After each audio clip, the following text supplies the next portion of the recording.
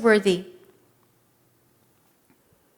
When Dolores has a flat tire and she's got to get to work 5 minutes from now, and she's not knowing what to do, she has no idea that there's someone's going to come fix her flat tire. Isn't that awesome, Dolores? I always think about that when I think about the strongholds and how things can happen on the Jericho Road.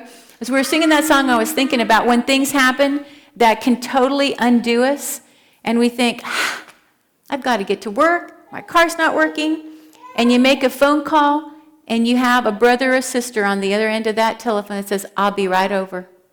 How awesome is that? That's what we're supposed to be doing, being ready for the Jericho Road to come and saying, wow, Lord, the fact that Dolores had a flat tire, I was able to go show love. And I'm using that as an example because you've all been there, both inconvenience. The one that it happens to is inconvenience, and the one that's going to help is going to be inconvenience. But if we're looking through God's eyes, it's an opportunity to learn to receive, to learn to be patient, over here, to learn to give. How awesome is God? Win-win. He brings it together, and love is shown, and God is glorified and magnified.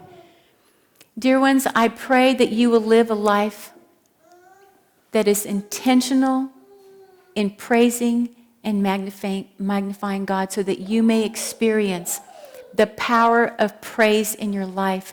God wants to empower you to rise above every situation and every circumstance by teaching you to fix your eyes on Christ, the author and perfecter of our faith.